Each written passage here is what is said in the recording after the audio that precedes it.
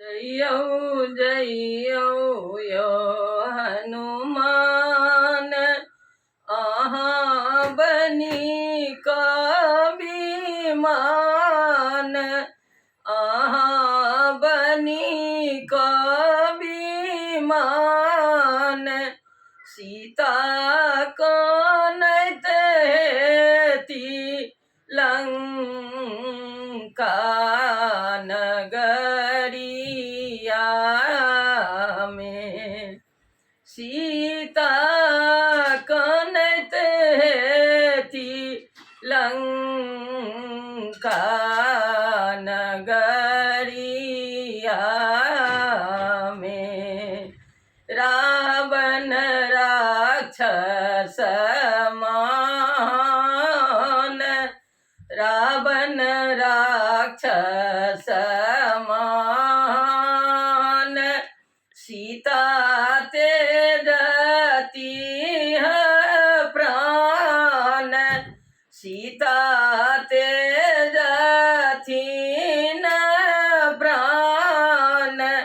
सीता कानैत हेती लंका नगरिया में, सीता कानैत हेती लंका नगरिया में। उड़ी चलला हनुमान, उड़ी चलला हनुमान। देखलनि रावण धाम, देखलनि रावण धाम। सीता बैसल छलखिन रावण के फुलवरिया में, सीता बैसल छलखिन रावण के फुलवरिया में। अंगूठी देलनि खसाए, अंगूठी देलनि खसाए। सीता गेली घबराए,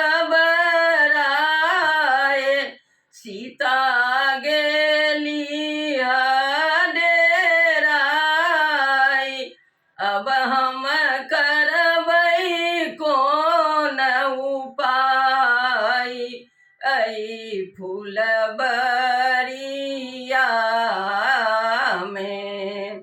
अब हम करबै कोन उपाय, ऐ फुलबरिया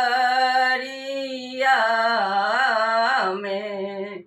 जइयौ जइयौ यो हनुमान, अहाँ बनी कविमान,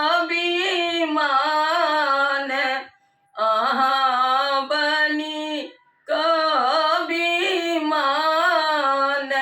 सीता कानैत हेती लंका नगरिया